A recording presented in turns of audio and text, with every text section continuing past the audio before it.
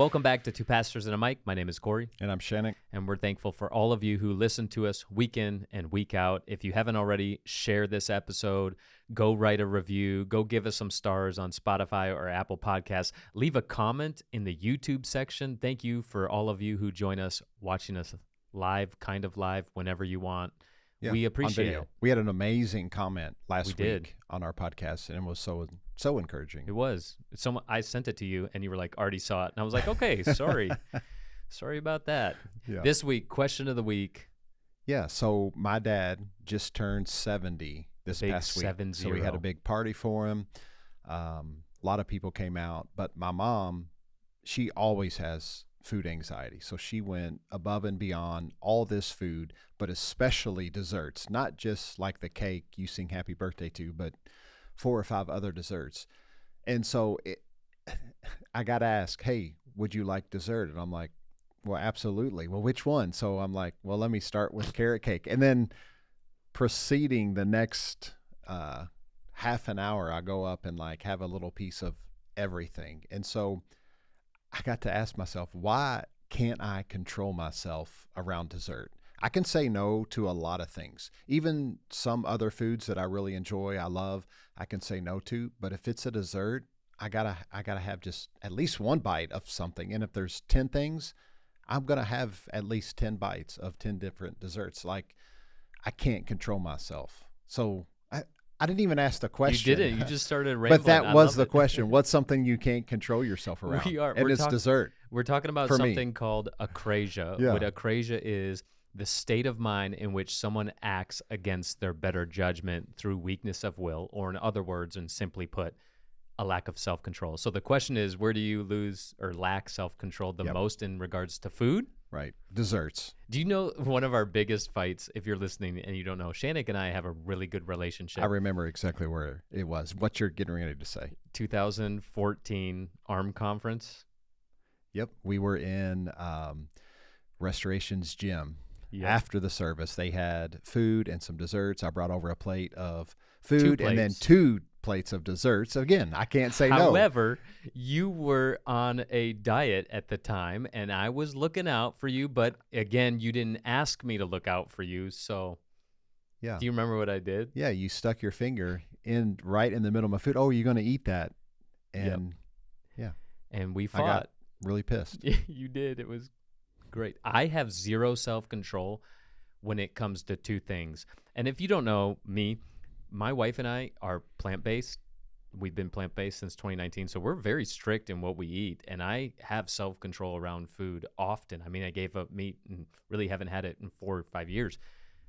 I have zero self-control around chips and salsa at a Mexican restaurant and the crinkle-cut kettle chips flavored salt and pepper. Favorite all the time. They're actually very good. I can go through a whole bag. And speaking of chips, yeah, I just love chips. The crunch, the saltiness. Those have you seen on TikTok and Instagram Reels? They have viral videos of how many tortillas you probably eat when you eat chips and salsa. I haven't seen. Someone's like, they throws like a stack of 30 tortillas, and they're like, why don't you eat this? And he's like, no, that's disgusting. How about you fry them and bring back salsa, and I'll eat them all and cut them in triangles. And I'm just like, dang it, yeah, when you go out to Mexican restaurants, I'm probably eating 30 tortillas before even my meal. Zero self-control around chips and salsa. That's hilarious. So Akrasia, that's what we're talking about today. And it's a word that I came across, I don't know, maybe a month ago or so. And I was Googling just different things about not really self-control, but like knowing some things you should do and you just don't do them. Because I've been in this like funk, like there's some things in my regular work week or whatever, like I need to get this done. I should be doing it. But for whatever reason, like I just don't want to do it right now. Like, what is that? So I'm WebMDing it and stuff. Right.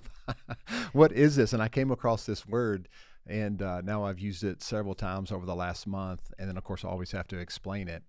Yeah, because most people don't use it in everyday which we're going to do speech. today, but it actually it helps bring some understanding. And I think once you understand the background of Akrasia, then it helps you put some action steps in place to really, I'm going to say, have a more, I don't know, successful life. And Yeah. really, Akrasia, basically what it is the state of mind in which someone acts against their better judgment through weakness of will. Simply put, it's a lack of self-control. Yeah, and it's when should statements or should feelings don't actually lead to action. So it's like, I should stop drinking and smoking. I should stop procrastinating, but then nothing actually changes. And we are all guilty of this in some area of our life. And by default, when people act like this, they temporarily believe that the worst course of action is better. Think about that. So when you make a should statement and then don't follow through, the worst course of action is better for you because you has that should statement didn't actually lead to action. And we say a lot of things when we're angry, and that is also a part of Akrasia, is when you say things because you don't have self-control and you say things you don't necessarily mean, and you end up hurting the people you love the most in a moment of anger because of Akrasia.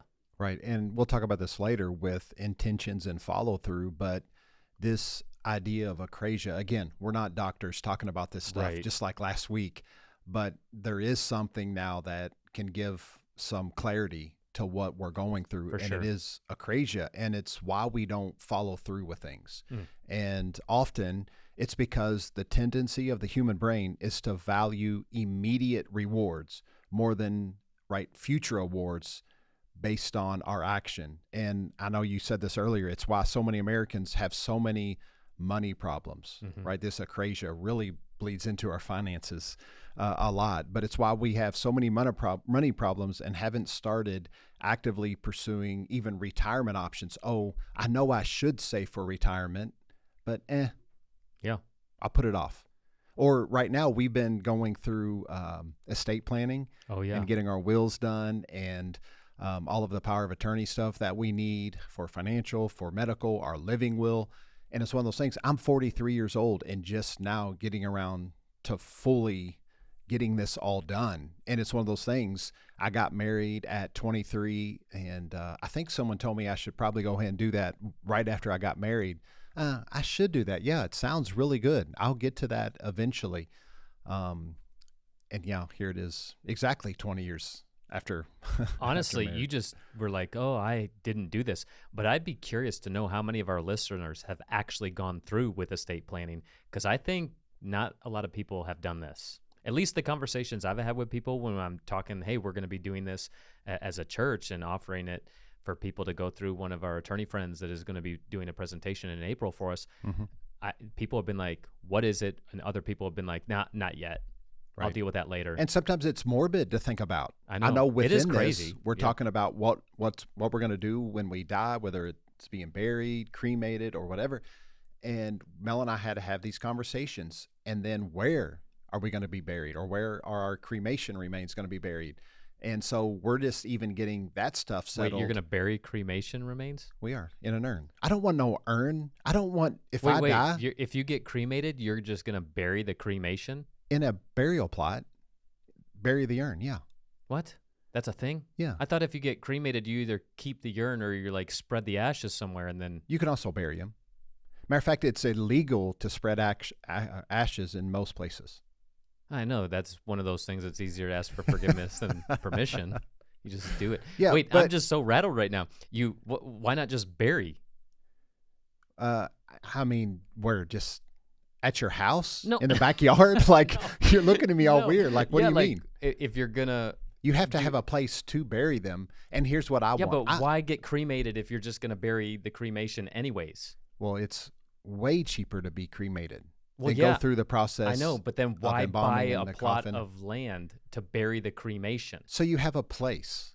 So I I'm don't know just why rattled. we're talking about this I now, know. but for me, if something were to happen to Mel, like, I want a spot that I could go and visit. I don't want it to be, I might not live at the house I'm always in. I don't want to bury her in the backyard or in I some think it's woods illegal somewhere. to bury someone on your property. I'm saying the remains, and Yeah, I don't that want. would be. I don't want I'm so her rattled. remains in an urn on my shelf. Yeah, that's weird too. That's what I'm saying. Go I'm to a cremating cemetery Julia, and and I'm throwing her ashes in Lake Michigan, and I'm not keeping the urn. okay. Hey, there you go. Gonzo. Then you've already thought about it. You know Yeah. exactly what you This want is to do. funny. This is not what we I had want a planned, spot but to go to. I just got so rattled. But I think it's important to go back to what you said, because you said something really good, and I'm probably going to butcher it, but something about how we value immediate return Gratification. or gratification more than later in life. And that speaks to so much. I know I have so many different areas of life where being in ministry, you see this play out in people's lives so often. It's why they don't stay consistent with workout and nutrition. It's why they don't plan, like you said, for retirement.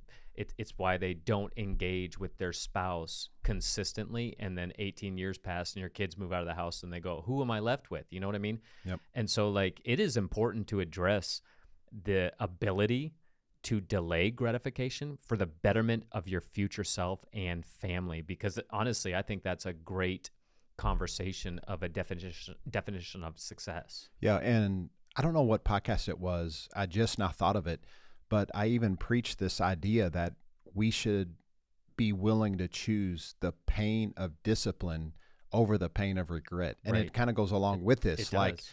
okay, there's some things you need to be disciplined in, and one of those things might be to delay the reward or the gratification for your future self. So there are actually 3 types of akrasia: catastrophic. I can't even speak. Catastrophic, routine, and momentary. And these are kind of cool to go through them. You as the listener, pay attention to this. Does anything hit home with you? But catastrophic akrasia is when, and hopefully these are rare moments, but when events cause you to spend many hours or days being acratic. And this oftentimes happens during death of a very Like close after a loved one. trauma. Yeah, trauma experiences. But it includes like binge watching Netflix, and not just binge watching a show, but like consistently hours, and hours turns into days where you can look back and be like, holy smokes, I watched 4 episodes of Yellowstone in 2.5 days. Like, that's not healthy. Scrolling social media. That's not. Oh wow. Okay, that just rattled me. Why? Four episodes in No, I 2.5 said 4 days? seasons. Oh, if I said You said episodes, I episodes, meant I think. 4 I was like, okay, seasons. 4 Man, seasons. Okay, I'm Guilty. on the catastrophic scale right now already. Scrolling social media or gaming for hours. YouTube dives. And I've been guilty of a couple YouTube dives. Yeah. I've typed in a couple non-serious things, and then all of a TikTok sudden dives. I'm looking at how giraffes fight, which, by the way, is a hilarious YouTube search. I did not know they swing their necks at each other. It I is didn't either. wild. Bananas. I said that word again. So like anything where you're spending hours that turn into days of just mindless wasting of your time. Yeah, the second thing and type of akrasia is routine akrasia. And this is when every day you spend maybe a medium time on behaviors that do you harm. So this would be like 15 minutes up to a few hours. It's not necessarily the 4 to 8 hours into days, but some of the things might include using your phone the very first thing you do after waking up. Yeah, which is very bad. And I'm guilty of this. I check my phone first, because I have the sleep app thing on the iPhone. So I'm checking text messages. I'm checking sports scores. I spend like 15 minutes. I set my alarm 15 minutes early just to check my phone, which is not healthy. I got to break that habit. Yeah, so basically it's anything you do for 15 minutes that doesn't make you feel better before, during, or after it. And I know you even put in our notes like taking too long in the bathroom. In the pooper. Yeah. I bought Julia a sign. Is that like on our phone? Yeah. I bought Okay. Julia a sign that says our bathroom is not an internet cafe, shit and split. Which, if you're offended by that, I'm sorry, but I thought it's really funny. Which, by the way, terrible parenting moment. I bought that sign for her for Christmas. It's been in our bathroom, and our bathroom is our bathroom. Our kids have their own bathroom. They rarely use our bathroom.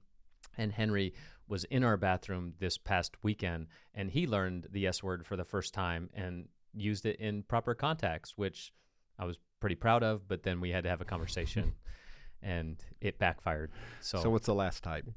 And then the last type is momentary akrasia. And this doesn't take much time out of the day. In fact, this is what I'm guilty of the most. but it does destroy your attention span and the ability to focus. So most importantly, it replaces passive thinking, which is really important to your creativity. And this is like, do you check your phone when you're at a stop sign or a red light? Not good. Opening apps whenever there is the smallest of empty moments during the day. Mhm. So this can be, do you check your phone in between reps while you're working out at the gym? Not good. While you're standing in line, are you on your phone? Wherever you are, where you just pull out your phone because you have just a couple seconds or minutes of downtime. And I am very, very guilty of this. And even as I'm speaking, I'm like, dang, I got to get this under control. Yeah, for me, it gets out of control. So I know it's Akrasia because I'll get a text, I'll look at it, but then I'll find myself like scrolling or opening up my apps because of routine. And it's 20 minutes later, I'm like, oh, this is just from glancing 5 seconds at a text I got. Now I'm Now I'm 20 on minutes gone. Yeah. of my day. Julia confronted me. She's like, you're always on your phone. I'm like, I'm not that bad. You're bad too. And then we go back and forth. And then she'll like point it out when it happens. And I'll be like, no, I just got a text from Shannick. She's like, that text from Shannick was 20 minutes ago. And then dang it was 20 minutes ago. I opened up ESPN and now I'm on TikToks and it's bad. So if you don't relate to those 3 areas of Akrasia, how do you know if you struggle with Akrasia? Well, real quickly, there's 5 things. It's you can't define what you want. Have you ever thought about what you want, and do you know how to portray what you want? You don't know how you're going to get from where you currently are to where you want to be. You believe the desired result is too far out of reach and the reward is too far off to even begin or start. Someone else defined the should, and you believe the lie. That's a big one. I should do this, and that's somebody else's dream and vision and goal, and so then it becomes your should. Or the last one is the benefit of the action are abstract and distant, while other possible actions provide an immediate benefit.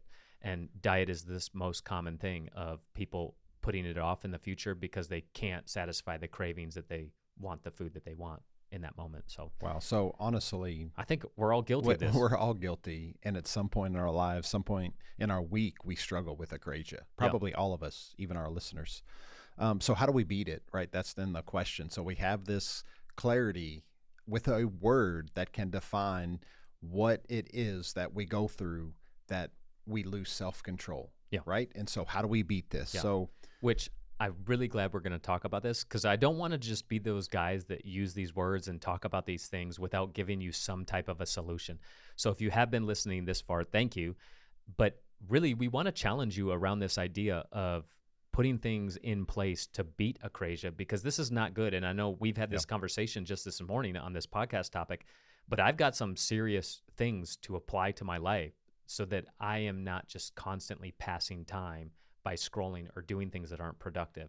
Now, and we're not saying you shouldn't have your time where you binge watch a show. No, sometimes you need to get away from real life and unplug and maybe watch that show or watch that sports game or read a book or whatever it is where you find enjoyment in from getting away from real life stress and chaos and whatever you're dealing with. So we're not talking about that. We're just talking about when they become habitual habits. Right. So, and some of the things that we're going to mention here and how to beat it, they're very simple, they're very practical.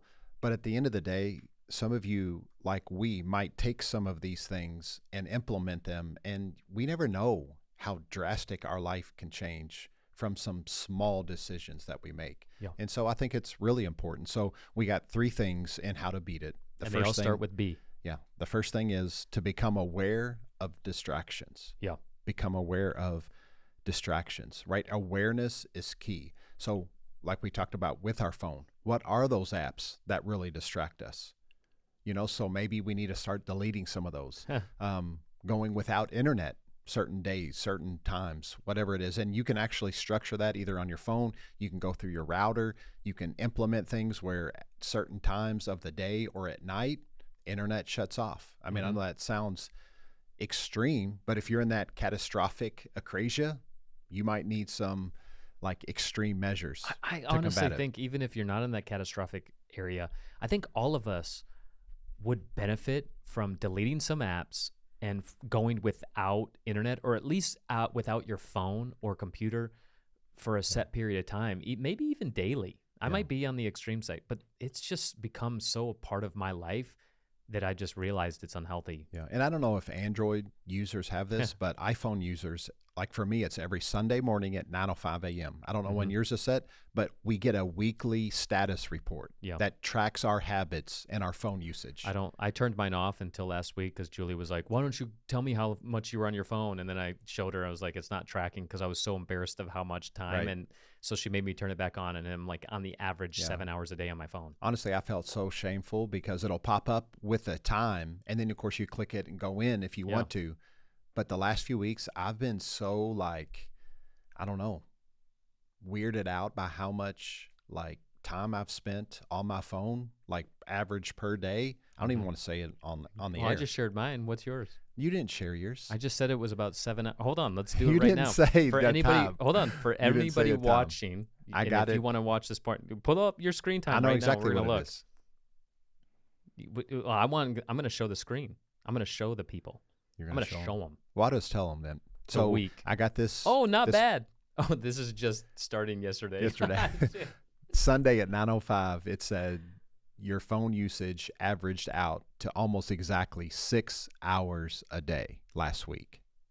Oh man, how do you That's look 42 hours. Yeah. That's Wait, almost 42 hours in a week? 6 hours per day. Oh man. I don't know how to do this because my total screen time is saying 7 hours and 45 minutes. I don't know what that means either. You mean since you've owned the phone? No, not since oh, there we go. Last week's average was 7 hours and 17 minutes. A 7 day? hours and 17 minutes a day. Yeah, So mine was worse than yours. it was. However, my kids do use my phone for some screen time just on weekends, though. But yeah, that's Yeah, not 49 great. hours worth. Hold on. 22 hours last week was spent on socials. Yeah, That's that's an- not your kids.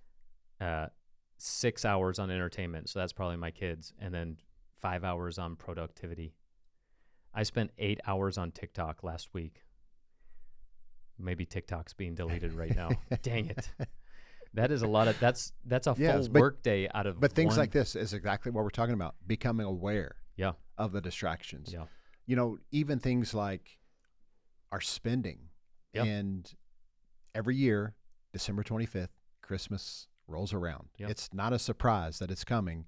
But on Black Friday, people Santa. act like it's a surprise. Oh, I Yep. wish we had more money to spend on this or that, or to get our kids something, you know, nice or whatever. And yet you don't have the money, but you could have planned for 11 months leading up to it. Yeah. Things like that. Yeah. $50 a month gives you $600 a year for Christmas extra. Yeah, there's do not disturbs on your phone. Do not disturbs have changed my life. And you should, if you don't already use the do not disturb, you should implement do not disturb. My phone is on do not disturb. I can see right now on my computer, but it hasn't popped up. I have 4 text messages while we're recording this episode, but I wasn't disturbed by them. Right. And I do it I put the sleep do not disturb on when I'm sleeping so that I don't get any text messages, no even vibrations. You need to start implementing the do not disturb from your iPhone. Yeah. So, I mean, you actually called it the hour of power. It's the hour. Well, no. Okay. So I do didn't. something different during the work day. So I'm the type of guy, if I get a notification on my phone, I look at it regardless of what I'm doing, unless I'm in do not disturb, because I obviously can't see it. But I call it the hour of power. It's usually from 1:45 to 2:45 every day of the week. And I put my phone in do not disturb, and that is my hour of power. I'm getting everything else done for the rest of the day because I got to leave the office at 3 to go pick up my kids. And so I know I've got that last hour and 15 minutes are zoomed in. I'm getting all my checklists, my to-do list. I'm organizing my to-do list for the next day, which we're going to talk about here in a second. But yeah, I recognize that I get easily distracted, so I need that hour of, that's when I sermon write every day. That's when I write my own stuff. So the hour of power, maybe you should implement something that, but you got to become aware of your distractions before you can implement some things, which leads to number 2. Yeah. Well, I was going to say one more thing with this becoming aware. Like, also, people don't go to the gym and they list excuses. Well, start becoming aware of those excuses. Or they don't know what to eat, or they didn't buy the right ingredients at the store to make a certain type of meal, so that, hey, it's fast food night tonight, guys. Things like that. So just becoming aware is so key. The second thing in how to beat Akrasia is to build keystone habits. Yep. And what I mean by keystone are small habits that actually propel into greater habits or routine that are good for you. And so these can be things as simple as make your bed in the morning. Yeah. That could be a keystone habit for you. So when you get up, you're not checking your phone, you're not doing all these other things. You get up, you make your bed first thing. And then when your bed's made, then you feel accomplished. But so then you'll go in and not only brush your teeth, maybe you will floss. You brush your teeth, you floss, you feel good, you go out, you smile, you have a better work day, you talk. So I'm saying little small keystone habits that are created every single day can lead to a more favorable day because you've implemented those few things. I love that. And this is these are creating small behaviors where you just start. And actually, John Acuff has a great book. If you struggle with starting things, go get his book, Start, and be empowered by that. He also has a book called Finish. If you struggle with finishing things, go get those two books. Great resources for you. But yeah, start small and make it as easy as possible. So instead of saying, hey, I want to get fit, so I'm going to work out every day this week or 5 days this week, why don't you just start with 2 days? Because anybody can work out 2 days in a week. So start small instead of like putting these unrealistic goals in front of you. A keystone habit to work out could be, hey, the night before, I'm going to set out my workout clothes, my shoes, so when I get up, they're there waiting for me. And that could become a habit that leads to greater habits. Yeah, and the last one is be intentional with follow through. Intentions don't mean anything unless you follow through. I can't tell you how many times I've had conversations with dads that they're like, I just want to be an intentional dad. I don't care about your intentions of being a good dad. Are you a good dad? Are you? Follow through with it. So in my opinion, how you do this, how you become aware of distractions, build keystone habits, and be intentional with follow through is I try to do the same thing in the day, like at the same time. So I wake up at 6 a.m. That's my workout time. Every day, 5 of the 7 days, I'm waking up at 6 to work out. And that is just a habit that I created. It was super tough the first couple weeks, but now it's like easy. Now, obviously, that sometimes changes depending on what my previous night is. Like past Sunday, we had a really late hockey game, and I couldn't get up at 6 a.m. on Monday the following day, so I'm just going to work out at 4 p.m. But for the most part, it's 6 a.m., so I have that habit. Also, the hour of power, like I said, 1:45, I'm in go mode. So guess what? I don't plan any meetings from 1:45 to 2:45 every day, except for unless I have like a week's in advance. That's just me time to get stuff done. Yeah. So you just have to figure out, hey, make it routine or build a routine by getting some like help every day. I don't know what I was trying to say. I was trying to say like get a schedule, like schedule it. Yeah. Set a bedtime. Set time every day. Set a bedtime. Say, I'm going to go to bed this week at 10 p.m. every night and watch your life change. It really does matter. And that goes back to those keystone habits. Yeah. Implementing those. But I love what you said about intentions. Intentions can be good when it like is paired with follow through. Yeah. And exactly what you said, because everybody wants, to be set up for retirement. Yeah. And they have great intentions, but unless there's follow through now, they're not going to get there because that is something that takes a long time, the 20, 30 years of investing. Same thing with working out. People want to have a better looking body, to be more healthy. They have great intentions, but they don't follow through on those intentions to get there. And so that's why I love how you paired it, intentionality with follow through. Yeah. Because I don't care about if you're a great intentional person. Are you a great follow-through person? And just to close this episode, here's some things that I actually do. Besides my hour of power, I also have 3 types of to-do lists. I have a personal and work to-do list, but I have a today to-do list. I have a this week to-do list, and then I have a this month to-do list. And the only reason why I break that up is because I do plan ahead, and there's things that are more important and whatnot. It's just really helped me. But at the end of every day, I write down the 5 most important things that have to be done for tomorrow. And I prioritize them in importance. And that has really helped me accomplish the things that I need to do, as well as plan and take off this pressure of, I didn't get to that. Well, I have this week to do it. So that's been really helpful. Also, my wife and I, since we changed our diet 4 years ago, on Saturday, we sit down together for about 30 minutes and we meal plan. The entire week. I can tell you this week what every single meal is for dinner because we have that set plan. Then I go grocery shopping on Saturday. And then Sunday, typically we spend about an hour or 2 meal prepping. Now, if certain lunches or dinners, we prep that all out. I make these little power balls for the morning because we're on the go, but I make those on Sunday so that I can eat them throughout the week. And so those are like intentional steps that we've actually have follow through on Thursdays, because our week ends on Thursdays. So on Thursdays, I write out my must to-do list for the following week. Those are today, single day to-do lists, the week to-do lists, and month to-do lists. I recheck them every Thursday. Okay, did I do everything that I set out to accomplish this week? Did I, add stuff to it? Did stuff get checked off? And that has really been super helpful for me. Now I have one for business and for personal, and it's just what's worked for me. I really want to encourage you to figure out what works for you. Get good at writing to-do lists and figuring out what is important for you, because I think that will really help you overcome akrasia. Yeah. So become aware, build those keystone habits, and then follow through. Be intentional, but follow through. So there you have it. That was akrasia, which is the state of mind in which someone acts against their better judgment through weakness of will. So hopefully now you know that. You can fight against that. Maybe you won't be someone with a weak will, but you can actually follow through and have some self-control in your life. So if this episode has blessed you, encouraged you, helped you in any way, why don't you go ahead and share that with a friend and have a conversation around it. And just with that, know you're loved and there's nothing you can do about it.